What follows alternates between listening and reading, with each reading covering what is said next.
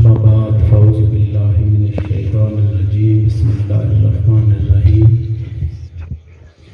قال الله تبارك وتعالى في الكلام المجيد والفرقان الحميد إن الله وملائكته يصلون على النبي يا أيها الذين آمنوا صلوا عليه وسلموا تسليما اللهم صل على سيدنا ومولانا محمد وعلى آل سيدنا ومولانا محمد وأصحاب سيدنا ومولانا محمد وأزواج سيدنا ومولانا محمد وبارك وسلم وصلوا عليه۔ ارشاد الہی ہے کہ بے شک اللہ تعالیٰ اور اس کے فرشتے نبی کریم صلی اللہ علیہ وسلم پر درود و سلام بھیجتے ہیں، اس لیے اے ایمان والو تم بھی نبی پاک صلی اللہ علیہ وسلم پر درود و سلام کے نذرانے بھیجا کرو۔ یہ اللہ تعالیٰ اور فرشتوں کا وظیفہ ہے جس کا ذکر قرآن مجید میں آیا ہے۔ ہمیں کثرت سے اس کو اپنی زندگی کا معمول بنانا چاہیے، کیونکہ یہ وہ عبادت ہے درود پاک جو کبھی رد نہیں ہوتی۔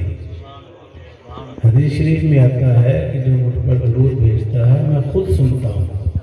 ایک اور روایت میں آتا ہے کہ درود پڑھنے والے کے روضہ رسول کے درمیان ملائکہ کتاریں باندھ کر کھڑے ہو جاتے ہیں اور براہ راست وہ بارگاہ رسالت میں پہنچتا ہے۔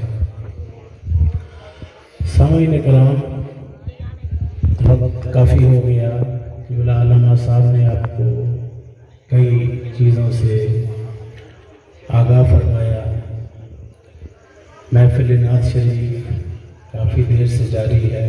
مختلف ثنا خوان مصطفیٰ نعت خواں حضرات نے بارگاہ رسالت مآب صلی اللہ علیہ وسلم میں نذرانہ عقیدت گلہائے عقیدت اپنے اپنے انداز میں پیش کیے۔ یہ میلاد شریف کی محفلیں جو ہوتی ہیں یہ حضور کی آمد کی خوشی ہے۔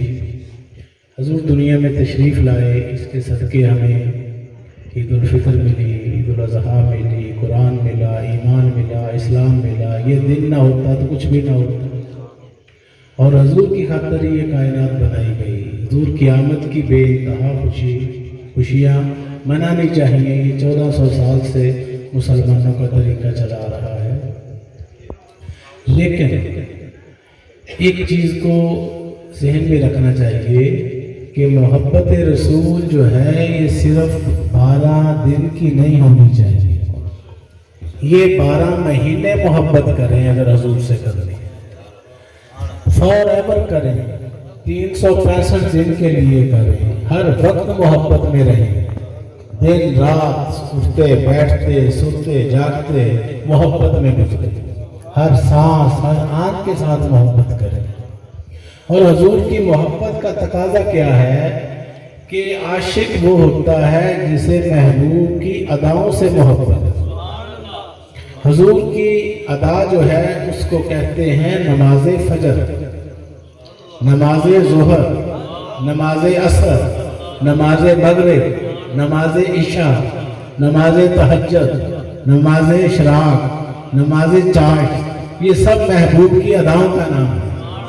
اگر ہمیں عشق ہے تو ہمیں حضور کے نقش قدم پر چلنا ہوگا، کیونکہ عاشقوں کا پہلا گروہ محمد رسول اللہ صلی اللہ علیہ وسلم نے خود تیار کیا، اور ان عاشقوں کا جب ہم انداز دیکھتے ہیں تو وہ حضور کی اداؤں پہ مر مٹتے تھے۔ حضور مسجد میں جاتے تھے تو وہ پیچھے پیچھے مسجد میں جاتے تھے، حضور رکوع میں جاتے تھے تو وہ رکوع میں ہوتے تھے، حضور سجدے میں جاتے تھے تو وہ سجدے میں ہوتے تھے۔ تو ہمیں اپنی محبتوں کے انداز اس پر غور و فکر کرنا چاہیے۔ ساری رات محفل نعت کی محافل ہوتی ہیں، اور صبح کو فجر کی نماز سے اگر ہم غافل رہتے ہیں تو یہ لمحہ فکریہ ہے۔ اس کے لیے پھر علماء کو مشائخ کو رنگ برنگی باتیں سننا پڑتی ہیں کہ عمل جو ہے یہ شرط ہے۔ محمد کی غلامی دین حق کی شرط اول ہے، اگر ہو اس میں کچھ خامی تو سب کچھ نامکمل ہے۔ تو اس بات کو ذہن میں رکھیں کہ 700 دفعہ حکم آیا قرآن پاک میں، ایک کو کم کر دیں۔ قرآن پاک میں 700 دفعہ حکم ہے نماز کا۔ فرمایا نماز میری آنکھوں کی ٹھنڈک ہے، الصلاۃ عماد الدین، نماز دین کا ستون ہے. الصلاۃ معراج المومنین، نماز مومنوں کی معراج ہے. تو وہ معراج کرنی چاہیے، مسلمانی میں محنت کرتے کرتے درجہ مومن پر پہنچے تو وہاں پہنچ کر پھر وہ نماز معراج بنے گی. آج کا دور بے چینیوں کا، خلفشاریوں کا، بے سکونیوں کا، افراتفری کا دور ہے.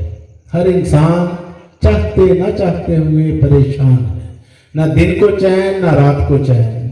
مہنگائی کا طوفان، بے روزگاری، بے شمار مسائل کے اندر انسان گھرا ہوا ہے. اس کی وجہ کیا ہوئی؟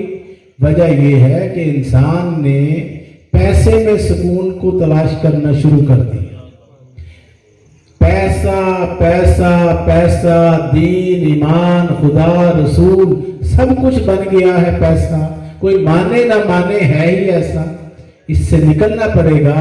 ارشاد الہی، الہاکم التکاثر حتی زرتم المقابر، تمہیں کثرت خواہشات نے، کثرت مال و دولت کی حرص و ہوس نے ہلاک کر ڈالا. حتی زرتم المقابر، یہاں تک کہ تم قبروں میں چلے گئے، تمہارے جنازے پڑھ دیے گئے، تم اس حرص و ہوس سے نکلتے ہی نہیں. محمد رسول اللہ صلی اللہ علیہ وسلم کی جب ہم سیرت کا مطالعہ کرتے ہیں تو ہم یہ دیکھتے ہیں کہ وہاں سادگی ہے، فقر ہے، درویشی ہے. اور آج تصنع، بناوٹ، دکھاوا، ریاکاری، مکاریاں، چلاکیاں، ہوشیاریاں، دغا بازیاں، فریب کاریاں، حسد، بغض، کینہ، نفاق، غرور، تکبر، چغل خوریاں، منافقت، غصہ، تیری میری، لڑائیاں، جھگڑے، فساد، یہ تو مسلمان کی شان نہیں. ان سب کو تو ختم کروانے کے لیے آئے تھے محمد رسول اللہ صلی اللہ علیہ وسلم. 1,24,000 انبیاء علیہ السلام دنیا میں تشریف لائے. ان پیغمبروں کا، ان نبیوں کا مشن کیا تھا؟ یہی انسان کی خواصوں کو نکالنا. یہی نبیوں کا، یہی ولیوں کا مشن تھا. اس سے نکلنا ہے. یہ محبت کے وہ تقاضے ہیں. صرف نعرے مارنا، شور شرابے کرنا، یہ بھی محبت کے انداز ہیں. مگر رسول پاک صلی اللہ علیہ وسلم پیدا ہو گئے، ہم خوشی منا رہے ہیں. پیدا ہونے کے بعد 63 سال کر کے کیا گئے، اس پر غور کرنا ہے. حضور ایک مشن کے تحت زندگی گزار کر گئے.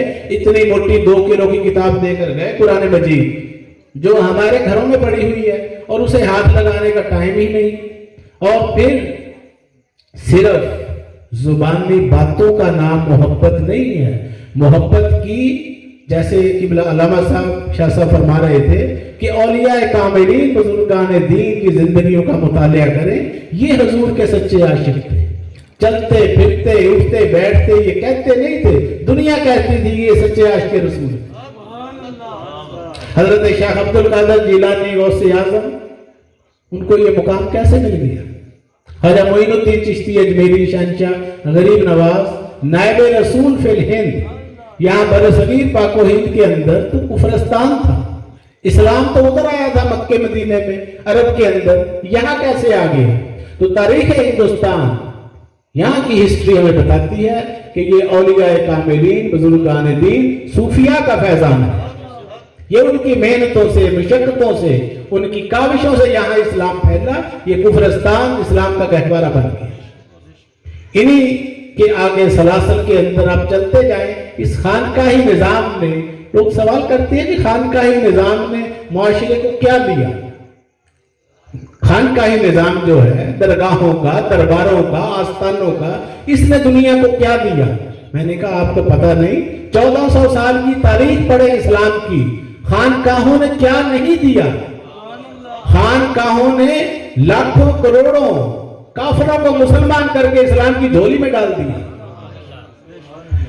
خانقاہوں نے غوث اعظم پیدا کر کے دیے. ان خانقاہوں میں معین الدین آیا تو غریب نواز بن کے گیا.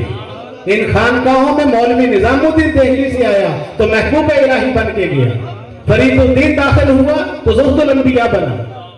تو یہ تاریخ پوری طویل ہے. مجدد الفسانی، بہاؤالدین ذکریہ ملتانی، لال شہباز قلندر، سلطان باہو، بشر حافظ، نور مصری، جنید بغدادی، بایزید بستامی، نام لیتے گئے رات ختم ہو جائے گی، نام نہیں ختم ہوتے. یہ اولیاء کاملین، قرآن مجید ان کو اولیاء اللہ کہتا ہے. الا ان اولیاء اللہ لا خوف علیہم ولا هم یحزنون، کہ یاد رکھو میرے ولیوں پر نہ کوئی خوف ہے اور نہ کوئی غم، نہ اس دنیا کا نہ اگلی دنیا کا۔ اللہ والے ہر قسم کے خوف اور غم سے بے نیاز ہیں۔ وجہ اس کی کیا ہے؟